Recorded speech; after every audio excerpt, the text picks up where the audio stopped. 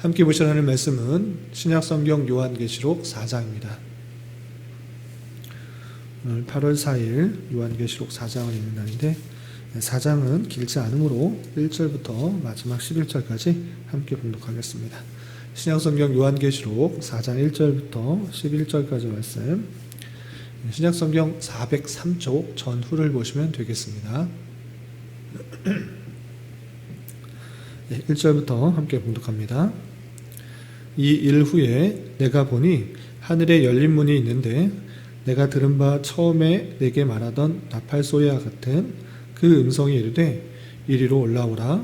이후에 마땅히 일어날 일들을 내가 내게 보이리라 하시더니 내가 곧 성령에 감동되었더니 보라, 하늘에 보좌를 베풀었고 그 보좌 위에 앉으신 이가 있는데 앉으신 이의 모양이 벽옥과 홍보석 같고 또 무지개가 있어 보좌에 둘렸는데 그 모양이 녹보석 같더라.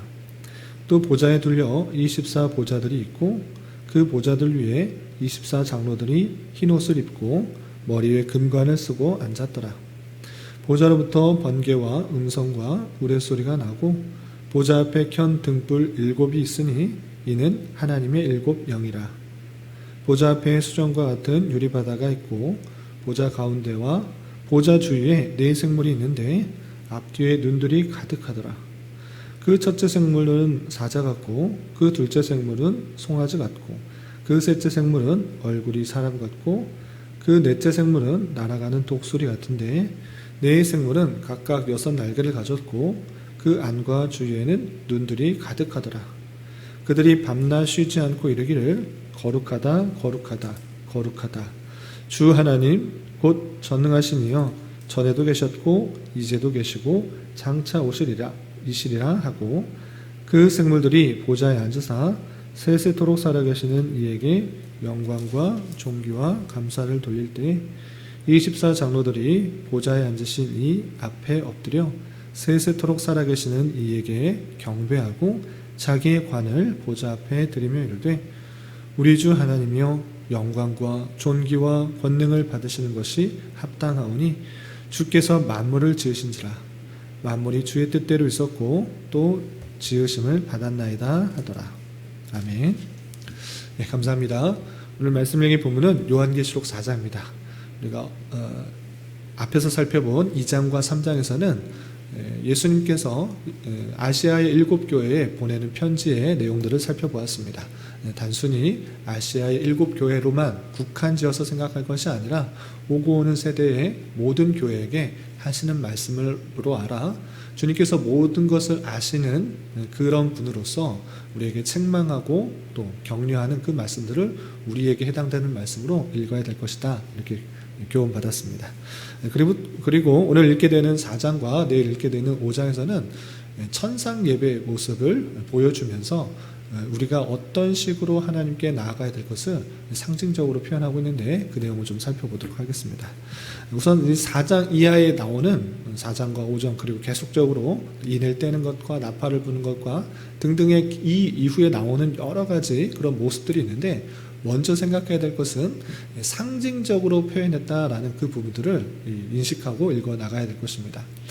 그냥 나오는 그 모습 그대로를 자꾸 형상화, 모습을 그려가면서 이렇게 읽어나갈 때 상당히 복잡하고 어렵고 이게 어떤 모습인가, 그 모습에 대해서 자꾸 형상화하려는 그런 마음들이 있는데 그런 것들을 하면 좀 잘 그려지지가 않을 수 있습니다. 그런데 그 것과 같이 상상하는 것, 뜻하는 것이 무엇일까, 상징하는 것이 무엇일까를 생각하면서 읽어야지 오해가 없는 것입니다.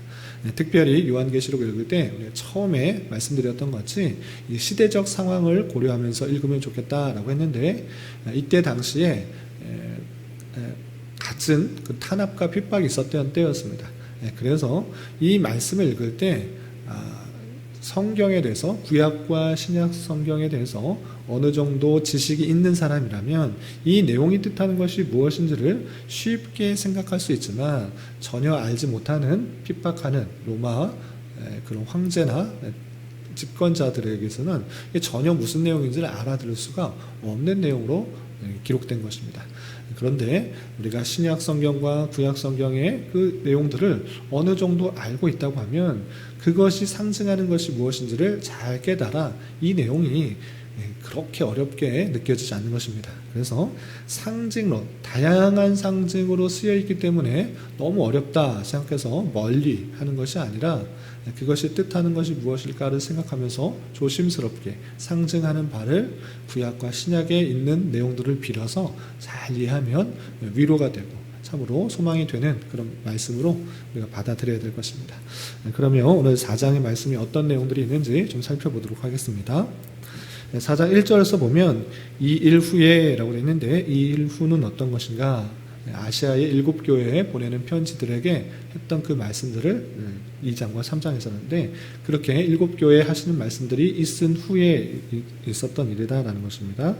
내가 보니 하늘에 열린 문이 있는데 이렇게 됐습니다. 하늘에 열린 문, 하늘이 있는데 열린 문이 있다.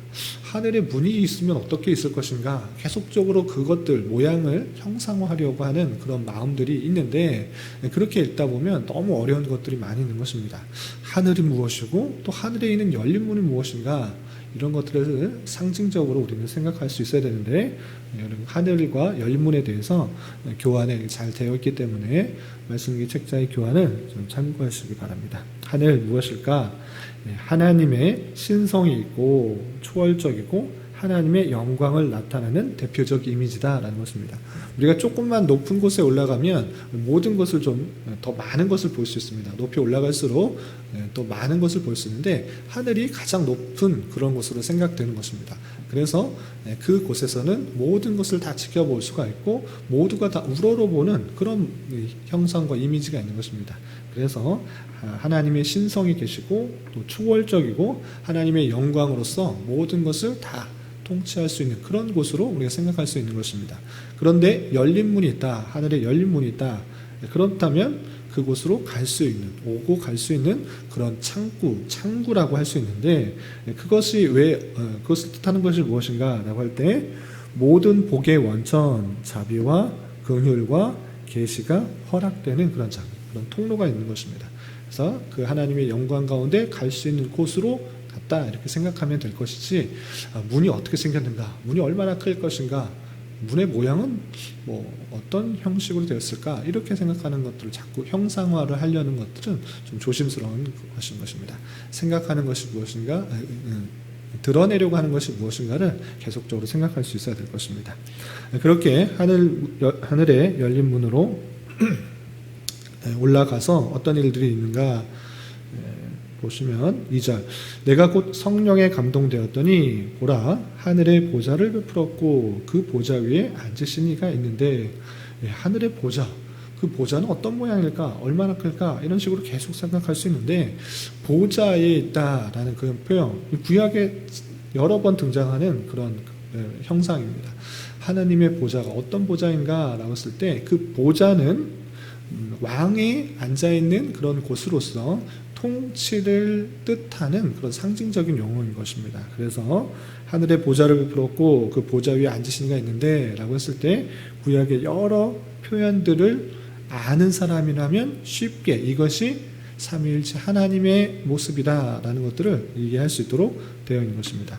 그 보좌 위에 앉으신 이의 모습들이 어떤가 3절, 4절, 5절 계속 보면 이렇게 되어 있습니다. 앉으신 이의 모양이 벽옥과 홍보석 같고 또 무지개가 있어 보좌에 둘렸는데 그 모양이 녹보석 같더라 그랬습니다. 앉으신 이의 모양이, 앉으신 이가 있는데 그 모양이 벽옥과 홍보석 같다. 이러면서 벽옥은 뭐고 홍보석이 뭐고 녹보석은 무엇인가, 그 보석의 이미지를 계속적으로 떠올리고 그 모습으로 대체하려고 하는 그런 경향이 있는데 이것도 상당히 좀 조심스러운 것입니다. 벽옥, 홍보석, 녹보석 제가 여러 주석들을 찾아봤는데 상징하는 것이 약간씩 다른 것을 좀 살펴볼 수 있습니다. 한 가지 그냥 예를 들면 벽옥은 투명한 보석이기 때문에 무한과 완전을 뜻한다라는 그런 견해가 있고요. 홍보석은 또 붉은색 보석으로 하나님의 권용과 공의와 두려우심, 또 녹보석은 초록색 보석으로 하나님의 권능과 공의와 선하심과 완전하심 이런 것을 뜻한다라고 하는데 성경 해석자마다 약간씩 좀 다른 것을 알 수 있습니다. 그래서 벽옥이 실제 어떤 것인가 또 그 모습이 어떻게 드러났는가 벽옥 자체, 홍보석 자체, 녹보석 자체를 떠오르는 것이 아니라 무엇과 같다라고 그렇게 했기 때문에 그 아름다움, 영광, 완전함 그 모습들을 생각해야 되지 그 보석 자체를 생각하면 안 된다라는 것입니다. 그래서 앉으신 이의 모양이 벽옥과 홍보석 같다 또 녹보석 같다 아름다움과 위엄과 영광이 잘 드러나는 모습이다 이렇게 받아들이면 될 것입니다. 그리고 또 무지개가 있다라는 것을 통해서 하나님께서 노아에게 하신 그 언약 물로써 다시는 세상을 심판하지 않겠다라는 그 언약을 주셨던 아주 상징인데 그 상징이 그곳에 있다라는 것을 통해서 언약을 베풀어 주시고 있는 분이구나라는 것들을 생각할 수 있도록 그렇게 한 것입니다. 그래서 아름다움과 위엄과 영광 그리고 그 언약하신 분이다라는 것들을 생각하면 될 것이지 자꾸 보석이 어떻게 박혀 있는가 어떤 모양으로 있는가 이렇게 생각하면 좀 조심스러운 것입니다. 이렇게 아름다움과 영광과 위엄 속에서 선하심과 또 언약을 베푸신 그 분 삼위일체 하나님께서 그 보좌에 앉으셔서 있는 모습이 있고 그 주변에 어떠 있는가 4절 보면 보좌에 둘려 24보좌들이 있고 보좌가 하나 있는 것이 아니라 하나만 있는 것이 아니라 그 둘려 주변에 24개의 보좌가 또 있다는 것입니다. 그 보좌들 위에 누가 있는가? 그 보좌들 위에 24장로들이 흰 옷을 입고 머리에 금관을 쓰고 앉았더라 그랬습니다. 그러니까 가운데 큰 보좌 하나님의 영광과 위엄과 존귀가 있는 그 보좌와 그 주변에 24보좌와 24장로가 있는데 흰 옷을 입고 면류관을 썼다라는 것입니다. 24장로는 누구인가? 이것은 성경적 그런 배경들이 없으면 전혀 이해가 안 되고 잘 알 수가 없는 표현이지만 신약 성경과 구약 성경을 어느 정도 알고 있는 사람이라면 이것에 대해서 생각하고 추측할 수 있는 것입니다. 그럼 무엇입니까? 24라는 숫자는 쉽게 12라는 숫자가 2번 반복된다라는 것을 알 수 있습니다. 구약의 12와 신약의 12로 대변되는 그것이 합혀져 있는 모습이 있다라고 어느 정도 성경적 지식이 있는 사람이라면 아는 것입니다. 그렇다면 구약의 12라는 숫자가 어디에 잘 드러납니까? 이스라엘의 12지파 하나님의 택하신 백성 12지파가 있는 것이고 신약 성경에는 12이라는 것이 어디에 잘 드러납니까? 예수님의 12제자 12제자라는 그것이 아주 잘 드러나 있는 것입니다. 신약의 12제자와 또 구약의 12지파에 대변되는 그 하나님의 택하신 백성 그리고 사도를 통해서 말씀이 전파되고로 말미암아 복음을 듣고 구원받는 그 하나님의 백성 신약과 구약의 그 모든 하나님의 백성을 일컫는 그런 대표되는 그런 상징으로 이해하면 될 것입니다. 그렇게 24보좌로 대변되는 그것은 딱 24명만 있다 이것이 아니라 그것이 대표성을 띠는 것이고 하나님의 택하신 모든 백성들 신약과 구약의 모든 백성들이 하나님 주변에 몰려서 있는 것으로 이렇게 이해하시면 될 것입니다. 그리고 보좌만 있는 것이 아니라 또 보좌의 영과 또 내생물이 있는 것을 또 볼 수 있습니다.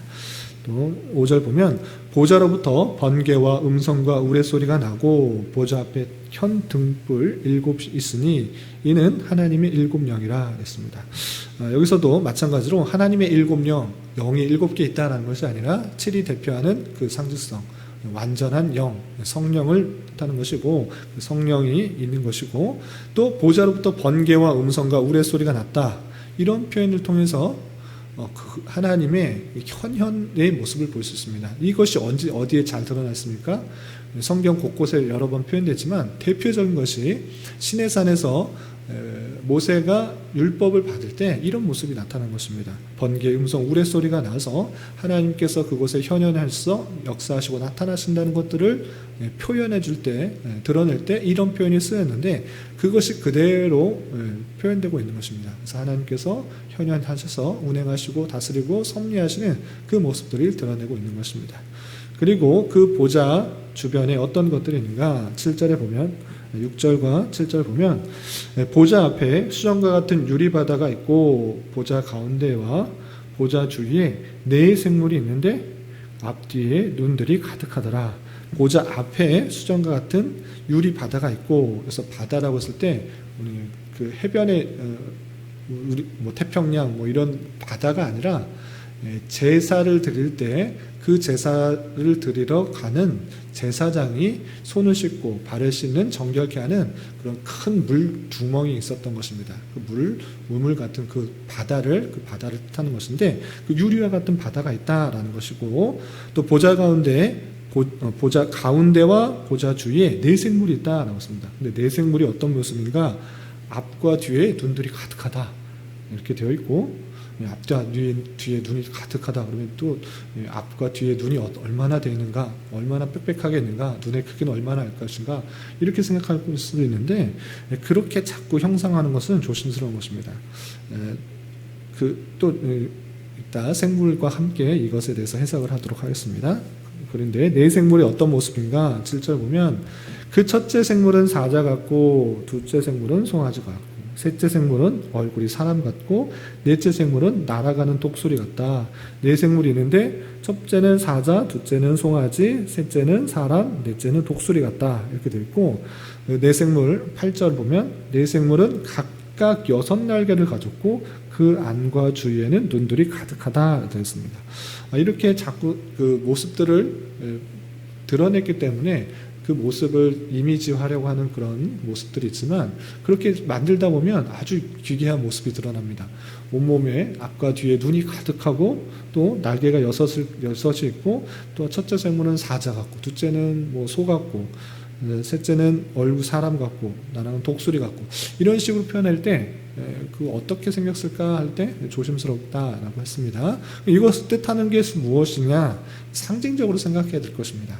앞과 뒤에 눈이 가득하다 이런 표현들이 있는데, 뭐 안과 주위에는 눈이 가득하다 이런 표현이 있는데, 그런 뜻이 무엇입니까? 눈이 뜻하는 것이 무엇입니까? 볼 수 있다는 것입니다. 사람은 눈이 2개밖에 없어서 앞밖에 보지 못합니다. 뒤를 보려면 고개를 돌려야 됩니다. 그런데 앞과 뒤가 눈이 가득하다, 안과 주위에 눈이 가득하다, 이런 표현들이 있을 때 어디든지 한꺼번에 볼 수 있는 그런 형상이구나를 생각하면 되는 것입니다. 그렇게 상징적으로 이해하셔야지 그 내용들이 더 깊게 잘 이해가 될 수 있습니다. 그리고 첫째 생물이 사자 같고, 둘째 생물이 송아지 같고, 또 사람 같고, 독수리 같다라고 했을 때 그 모습들을 어떤 상징으로 이해하면 될 것인가 라고 할 때, 사자는 아주 용맹을 뜻하는 것이고, 또 송아지는 뜻하는 것이 무엇인가? 힘을 뜻하는 것이고, 또 사람 같다라는 것은 지혜를 뜻하는 것이고, 독수리를 뜻하는 것은 날쌘, 빠름을 뜻하는 것입니다. 그러니까 하나님의 보좌를 지켜 보유하고 영광을 돌리는 그 네 생물, 그 생물은 영적 존재인데, 모든 것을 잘 볼 수 있고 힘과 지혜와 또 용맹과 날쌘을 가지고 있는 영적 존재가 하나님의 보좌 주위에 있다라는 것들을 생각하면 될 것입니다.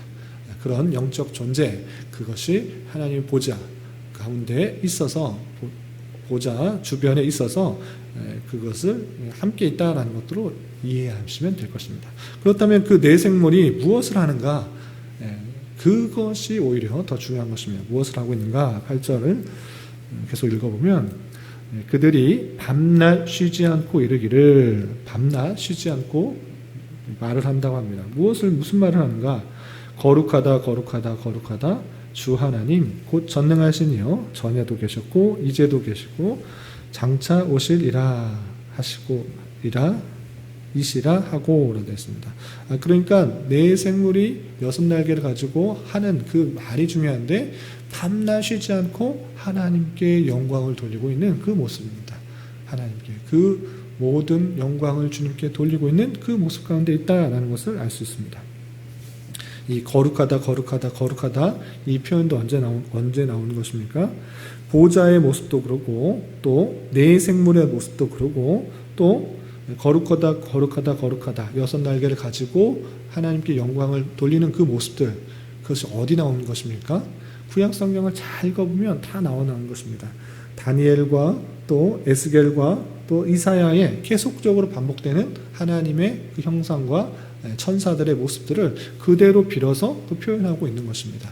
구약 성경을 어느 정도 이해하고 있는 사람이라면 이것이 뜻하는 것이 무엇인지를 쉽게 알 수 있도록 구약의 이미지를 그대로 이용해서 쓰고 있는 것을 볼 수 있습니다.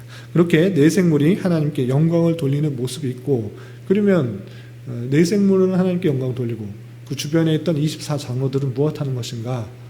그 내용도 9절이야 이렇게 표현되고 있습니다. 9절이야 보면 그 생물들이 보좌에 앉으사 세세토록 살아계시는 이에게 영광과 존귀와 감사를 돌릴 때에, 하나님께 영광 돌릴 때에 24장로들은 어떤가? 10절 24장로들이 보좌에 앉으신 이 앞에 엎드려 세세토록 살아계시는 이에게 경배하고 자기의 관을 보좌 앞에 드리며, 우리 주 하나님이여 영광과 존귀와 권능을 받으시는 것이 합당하오니 주께서 만물을 지으신지라 만물이 주의 뜻대로 있었고 또 지으심을 받았나이다 하더라 했습니다. 그러니까 내 생물만 영광을 돌리는 것이 아니라 그 주변의 24장로들도 흰옷 쓰고 관을 쓰고 있었는데, 그 관을 하나님 앞에 드리면서 존귀와 영광과 권능을 받으시는 것이 합당합니다 라고 하면서 마찬가지로 하나님께 영광을 돌리고 하나님께 예배를 드리고 찬양을 돌리는 그 모습 가운데 함께 있다라는 것을 중요한 것입니다. 그러니까 천상 예배의 모습, 모든 피조물들이 하나님 앞에 영광을 돌리며 경배하며 나아가는 모습들, 그 모습이 온전한 하나님께서 이 세상을 주관하시고 만물을 만드시고 이끄시는 목적이다라는 그 사실들을 잘 알아야 할 것입니다. 우리가 왜 그렇게 할 수 있는가? 24장로들이 이렇게 표현했습니다.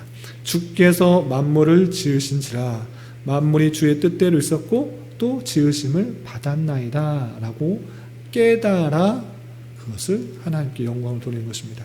심지어 자신이 쓴 관, 의의 면류관, 생명의 면류관, 그것을 받았을진데 자기가 받은 그 관조차 내가 받을 가치가 없는 존재입니다. 모든 영광은 주님께서 받으셔야 합니다. 하나님께서 지으셨고 또한 역사하셨을 뿐만 아니라 운행하신 것입니다 라고 하면서 모든 공을, 모든 감사를, 모든 영광을 주님께 돌려드리는 그 모습 가운데 있는 그 24장로들의 모습들을 볼 수 있습니다. 이러한 모습을 가지고 우리의 예배 또한 어떻게 되어야 되는지, 또 우리의 삶의 목표 또한 어떻게 되어야 되는지 생각할 수 있어야 될 것입니다. 우리가 드리는 예배, 그 예배는 천상 예배의 모습들을 조금이나마 생각할 수 있도록 나오는 것입니다. 우리가 예배 때 주일마다 예배를 드립니다. 그것은 제사가 아니라고 했습니다. 제사는 피를 통해서 자신의 죄를 용서받으려고 하는 그런 행위지만 우리는 그것은 예수 그리스도의 십자가 사건으로 영단번에 이루어 주신 것입니다. 그 사실을 아는 자로서 우리는 주님 앞에 꿇어 엎드려 경배하며 하나님께 감사와 찬송을 돌리는 것입니다. 천상의 예배를 기억하며 그 모습들이 우리 이 땅에서의 모습들로 조금씩 연습하는 것이고요, 드러나는 것입니다. 그렇기 때문에 우리의 예배가 정말 하나님께 감사와 찬송을 돌려드리며 모든 공로를, 모든 감사를, 모든 찬양을, 모든 영광을 주님께만 돌려드리는 것으로 드러나야 될 것입니다. 또한 우리의 삶의 목적에 있어서 내 자신이 모든 것들을 해냈다, 내 능력으로, 내 열심으로, 내 어떤 것으로 해냈다라고 내 자신의 어떠함이 드러나는 것이 아니라 모든 공로를 주님께 돌리는 24장로들의 모습과 같이 하나님께서 역사를 주관하시고 인도하여 주시고 내가 이렇게 된 것조차 하나님께서 일하셨다라고 고백하는 모습으로 드러나야 될 것입니다. 하나님께서 내가 이렇게 된 것이 모든 것들이 주님의 은혜입니다 라고 하면서 모든 공로를, 면류관을 주님께 돌려드린 것 같이 내 공로는 전혀 없고 하나님께서 행하셨습니다 라고 하나님께 영광을 돌리는 모습으로 우리 삶이 잘 드러나야 될 것입니다. 천상의 예배의 모습을 보는 자로서 우리의 삶을 이와 같이 행할 수 있는 자의 모습으로 드러나야 될 것입니다. 이런 은혜가 저와 여러분 우리 모두에게 있기를 진심으로 기원합니다. 기도하겠습니다. 하나님 아버지 감사합니다. 오늘 말씀을 통해 하늘 보좌에 앉으셔서 지극히 선하심과 영화로운 모습 가운데 이 세상을 통치하시는 하나님과 그 하나님께 영광과 찬송을 올려드리는 네 생물과 24장로들의 모습을 살펴보았습니다. 천상의 예배의 모습을 깨달은 자로서 우리 또한 하나님의 어떠하신 분인지를 잘 깨달아 온전히 주님만을 찬양하며 주님만을 높이고 주님께만 영광 돌리는 자 되게 하여 주시옵소서. 주님, 나라와 민족을 위해 기도합니다. 코로나로 인하여 정치적인 문제로 또는 경제적인 문제로 인하여 모두가 어렵고 힘든 시기를 보내고 있습니다. 주님, 이 나라의 위정자들을 붙들어 주시다 바른 판단과 정치를 통해 올바른 방역과 정치가 이루어지게 하여 주시고 하루속히 안정화가 되어 모두가 일상적인 모습으로 하루속히 되돌릴 수 있도록 인도하여 주시옵소서. 주님, 교회 내 육체 연약함으로 직장과 사업장의 문제로 믿지 않은 가족의 전도를 위하여 간절히 부르짖으며 간구하는 여러 지체들이 있습니다. 주님께서 그 기도에 신실하게 응답하여 주시고 역사하여 주셔서 하나님의 선하심과 인자심을 깊이 경험하는 기회 되게 하여 주시옵소서. 오늘 저녁에 있는 수요 성경 공부 시간에도 주님 함께 하여 주셔서 하나님 말씀 잘 배우는 시간 되게 하여 주실 줄 믿으며 이 시간 각자 간절히 기도하는 기도 제목 주님께서 들으시고 가장 선한 것들로 응답하여 주시옵소서. 예수님의 이름으로 기도 올리옵나이다. 아멘.